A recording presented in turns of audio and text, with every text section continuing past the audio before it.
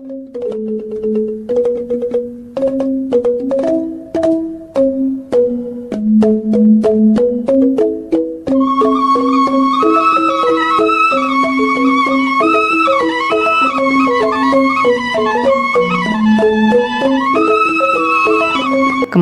Desa, Pembangunan Daerah Tertinggal dan Transmigrasi telah berkomitmen dalam pembangunan desa.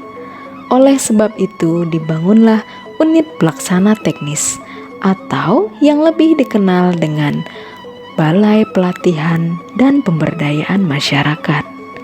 Dengan total 9 balai yang tersebar di seluruh pelosok negeri. Balai Denpasar Bali salah satunya. Hai sahabat desa, kali ini saya ada di Bali loh. Saya mau ngapain di Bali? Nah, saya di Bali tujuannya ingin melihat pameran BUMDes yang sedang dilaksanakan. Kebetulan ada di Balai Pelatihan dan Pemberdayaan Masyarakat Kementerian Desa, Pembangunan Daerah Tertinggal dan Transmigrasi. Nah, di sini ada beberapa BUMDes dan UMKM yang telah hadir untuk memamerkan produk-produk mereka. Seperti apa produknya, apa aja isinya, mari kita lihat. Kalau teman-teman mau ke sini, ingat ya, harus ke Balai Bali Denpasar ya. Ayo.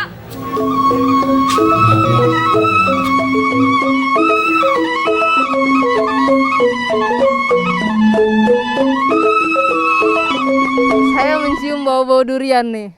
Ada yang penasaran BUMDes mana? Ikutin saya yuk. Halo Bapak. Halo. Iya Bapak. Nah Bapak, tadi saya dari depan nih keciuman bau durian. Jadi saya langsung ke sini nih. Nah Bapak, boleh dijelasin Pak, ini produknya apa, dari desa mana? Lengkap deh Pak. Oke, terima kasih. Ini mumpung sekaligus ada Pak Mekel kami di sini. Silakan Pak Mekel. Baik, selamat siang sahabat desa. Jadi saya mau menjelaskan, jadi produk buah ini semua dari petani durian di Desa Mundah Kangin. Desa Mundah Kangin. Kecamatan Selemadeg Barat, Kabupaten Tabanan. Oh iya Pak. Jadi saya buat kuis di situ. Yang bisa jawab dapat juara. Udah gitu, ini memang semua ada punya namanya, punya nama beda-beda. Jadi ini memang asli lokal kita di Desa Mundah Kangin. Wah, ini durian lokal ya? Lokal ya, Pak, Desa Mundah Kangin. Jadi rasanya pun nggak kalah sama durian premium kayak Musangking ya. Gitu ya? Iya. Cuman namanya aja belum terkenal. Mudah-mudahan dengan adanya festival ini, Basar Rakyat ini yang diadakan oleh Kementerian Desa, sangat luar biasa sekali. Mudah-mudahan produk-produk lokal UMKM, hasil-hasil petani bisa dipajang di sini terus, bisa diketahui oleh masyarakat luas. Apalagi tempatnya di sini di Seminyak, di kawasan pariwisata. Jadi luar biasa sekali. Berarti BUMDes sudah berusaha untuk mengcover dari hulu ke hilir ya Pak ya? Iya, betul sekali. Untuk kepentingan masyarakat juga ya Pak ya, untuk meningkatkan penghasilan masyarakat juga pada akhirnya. Ya, yang saya ketahui untuk BUMDes dari Balai sudah ada pelatihan-pelatihan, dan terutama juga dari desa-desa yang menjadi pendampingan, yang menjadi binaan, juga mereka juga datang intens. Kita datang ke desa, melihat potensi kita, apa yang bisa dilakukan juga di desa kita, itu sudah dilakukan oleh Balai. Jadi luar biasa sekali untuk Balai Denpasar ini.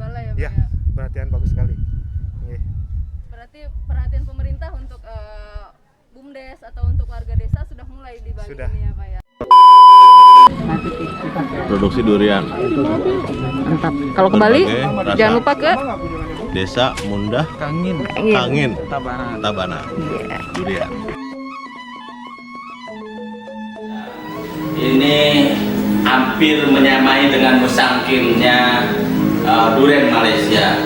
Dan ini pada tahun 2021 sudah akan didorong menjadi desa wisata dengan produk unggulan durian yang begitu mantap. bukaban coba dikit beda rasanya. Gitu, iya. Yang merah apa?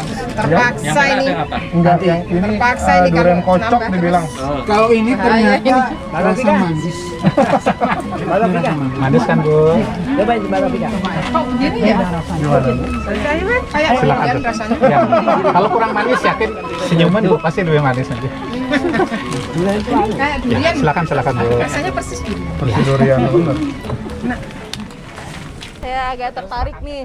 Ada Balinese Red Wine, walaupun saya nggak minum wine ya.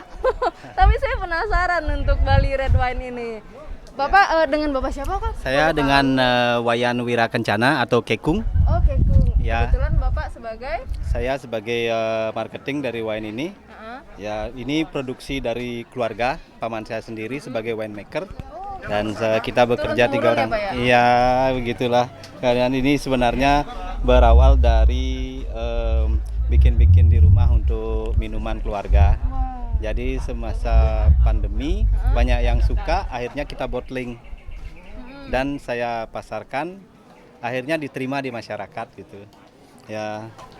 saya penasaran nih Pak, yang menjadi pembeda nih antara red wine Bali dengan wine-wine lain. Kalau wine Bali yang kita bikin ini prosesnya tradisional. Tradisional. Ya, anggur yang kita gunakan tuh anggur Bali, anggur Bali Super, Alfonso Lavalle, Buleleng Singaraja, yang baru dipetik pada panen ketiga, itu yang terbaik dan diproses natural tanpa menggunakan ragi atau winter yeast, tanpa menggunakan zat adiktif, tanpa menggunakan zat preservatif atau pengawet, dan tanpa menggunakan zat pengasam citric acid.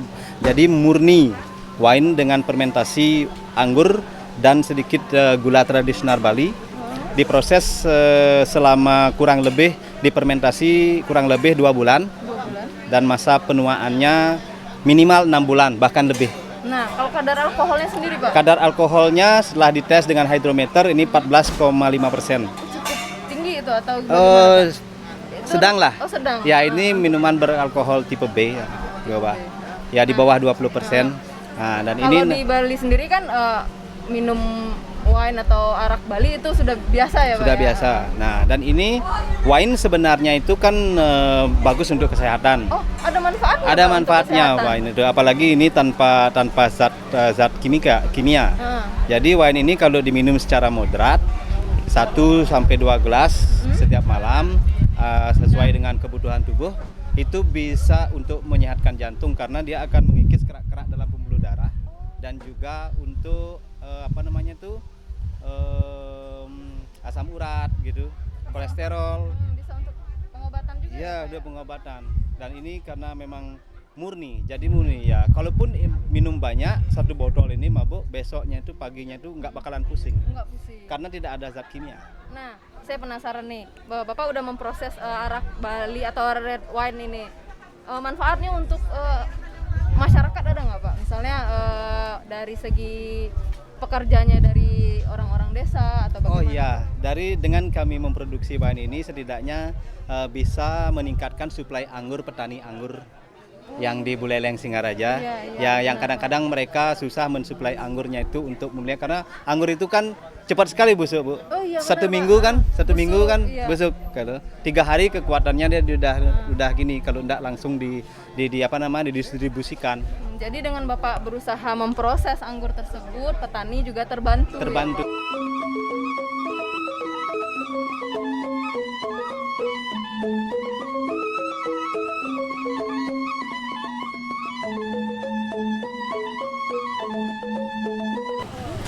Ibu, wah, kayaknya seru banget nih Bu dari tadi. Lagi kontrak atau berapa ya? Kita lagi kontrak Bapak. Aduh, kerja segera ini. ini apa nih Bu produknya Bu? Semua produk dari kulit. Heeh. Kita mencakup di fashion and art. Di sini bagian fashion, di sini bagian artnya. Oke, sebelumnya dengan Ibu siapa? Helen. Oh, Ibu Helen. Ibu ini termasuk ke BUMDes ya Bu atau UMK ya? Ini UMK. UMK ya. Siap. Jadi kita di sini jelasin dikit kulit yang kita pakai dari kulit sapi, kulit domba, kulit ular, ada kulit juga kulit buaya. Kulit buaya. Nah, ini semua kita kemas dalam bentuk fashion and art.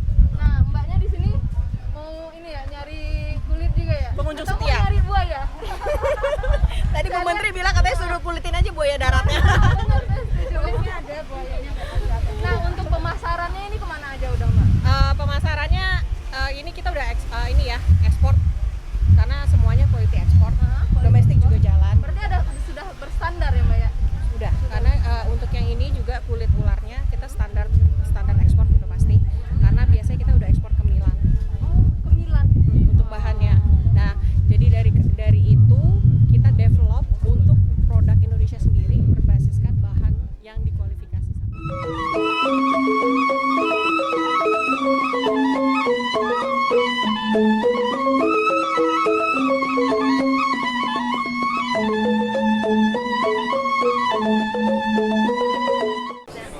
Ya, selamat datang di stand kami di BUMDes Sargangga Merta Petulu.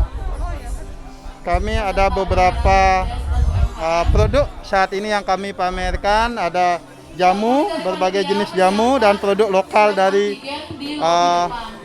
penduduk kami. Ini ada kunyit mirip juga. Nah, cara mengolahnya beda.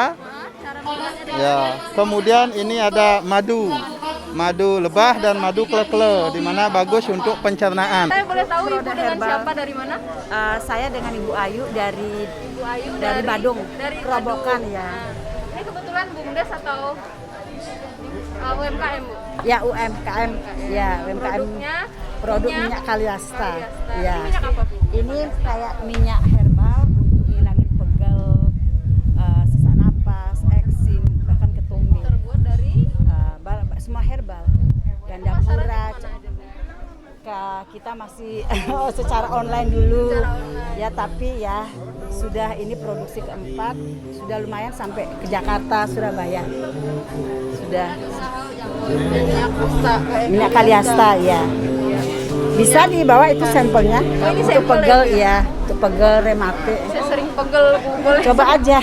Silakan. Silakan. Ini dari kopi kita di Wonogiri, dari budidayanya sudah budidaya organik Ibu.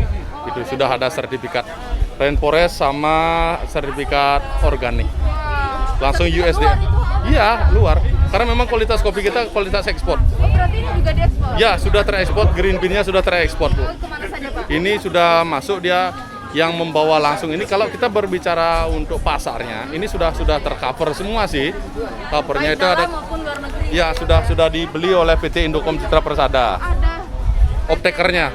Optekernya langsung udah. Tapi karena kalau kita hanya mengandalkan panen langsung dijual ekspor, berarti tidak ada proses nilai tambah. Makanya kita sebagai BUMDes di desa membuat sebuah inovasi bagaimana kita bisa mengolah dan mengetahui kualitas produk kita sendiri seperti itu. Ya, makanya dengan inovasi itu kita lakukan, kita mencoba belajar untuk mengenali kopi kita, karakternya seperti apa, mencoba mengolah, menyajikan dan sebagainya.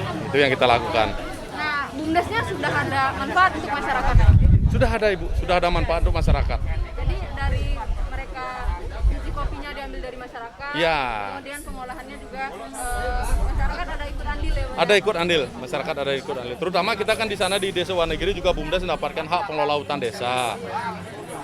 Untuk di pengelola hutan itu kita kan juga utamakan terkait dengan pendekatan secara ekonominya. Pendekatan secara ekonomi rata-rata yang kita kelola ini yang kopi hutannya Ibu. Kopi hutannya karena tujuannya kita kopi walaupun tidak sebagai salah satu tanaman konservasi tapi naungannya adalah tanaman konservasi. Makanya untuk mengembalikan itu kita pakai sistem agroforestry. Agroforestry. Tanaman kopinya masuk, naungannya ada, tetapi hutan tetap terjaga, manfaat terhadap masyarakat ada. Makanya kita untuk membeli kopi hutan, kita BUMDes bisa membeli lebih mahal lagi Rp500 daripada harga secara umum. Karena kita ingin memberikan semangat pada mereka, memberikan apresiasi lah. Semangat kepada ya, mereka. pada Bapak mereka. bisa memberi semangat untuk teman-teman desa di luar sana tidak? Bisa. Misalnya ada motivasi untuk teman-teman desa agar berkreasi seperti yang telah dilakukan Desa Wonogiri ini Pak. Boleh disampaikan? Siap, kalau kita untuk memberikan semangat pada teman-teman semua, ayo kita membangun desa kita sendiri. Ayo kita membangun desa kita sendiri, baik dari produk unggulan yang kita miliki. Kita harus mengenali potensi desa kita apa-apa saja, terus terkait dengan itu harus kita membangun jejaring. Tujuan membangun jejaring itu adalah bagaimana kita membangun sebuah konektivitas kebutuhan produk dan yang jelas kita ketahui bagaimana sih pasar. Dan kita harus menghargai sebenarnya petani, biar tidak selama ini petani itu hanya dijadikan sepatunya rakyat. Ya, makanya kita harus menghargai, harus berani memberikan. Ya, makanya kita harus mempelajari setiap proses daripada produk itu sendiri. Tujuannya adalah karena setiap proses akan ada nilai tambah. Setiap proses ada nilai tambah. Sama dengan kopi, kalau kita menjual ini, tidak akan ada nilai tambah. Kalau diproses lagi sedikit menjual ini, ada lagi nilai tambah. Ya, itu yang harus memang kita perlu ketahui. Ya. Teman-teman di desa, Ya. sahabat-sahabat desa dimanapun Ya. berada, semangat untuk mengelola Potensi desa kita. Nah, selain kopi, kita juga di sini ada wisata, Ibu, yang tidak kalah pentingnya bahwasanya kita mempunyai di Desa Wonogiri ada 13 air terjun yang terkandung di desa kami. Itu ada. Jadi selain untuk Ya. menikmati kopi, juga untuk berwisata. Berwisata Kemana, juga. Bapak, desanya? Desa Wonogiri, Buleleng, Bali. Terima kasih, Bapak. Ya. Pamit, Bapak. Terima kasih.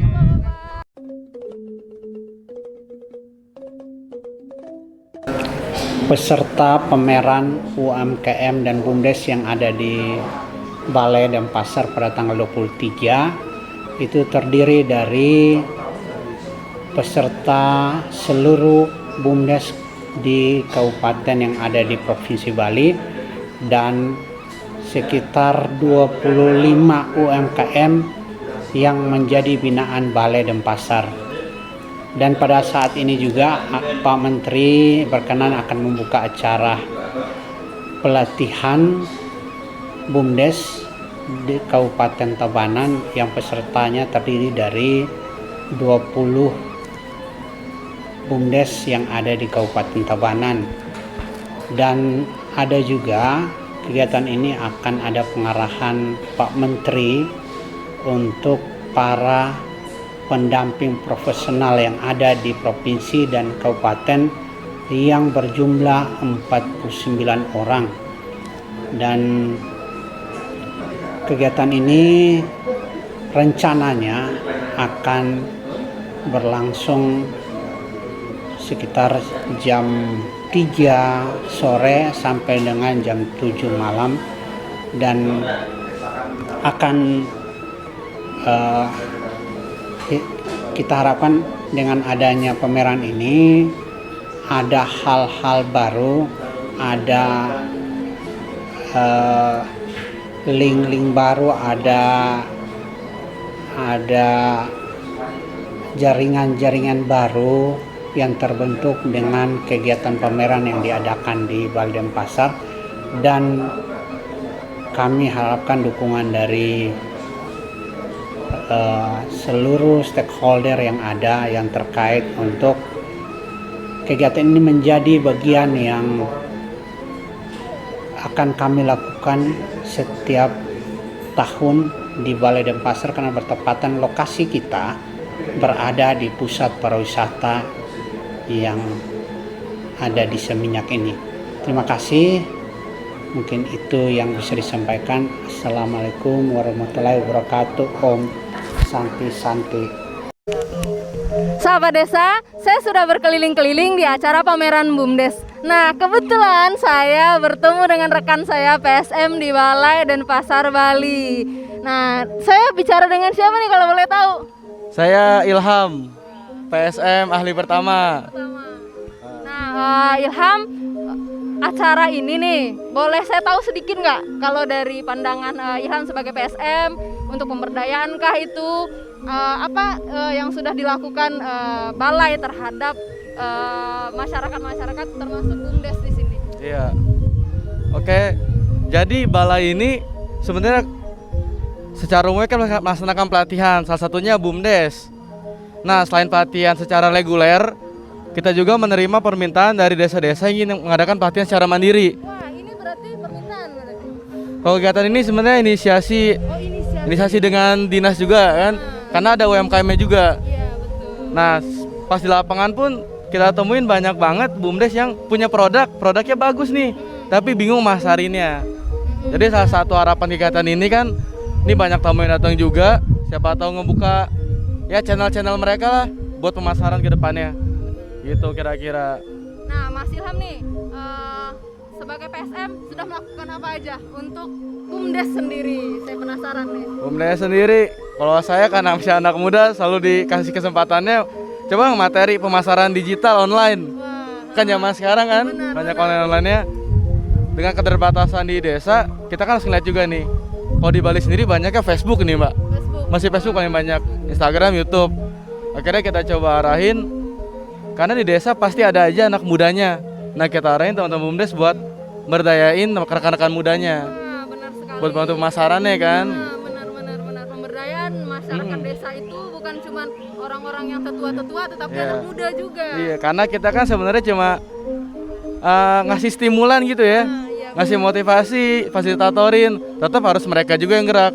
Kalau kita yang maksain kan namanya bukan ini ya dari bawah ke atas ya, tapi dari atas ke bawah lagi kan, kira gitu.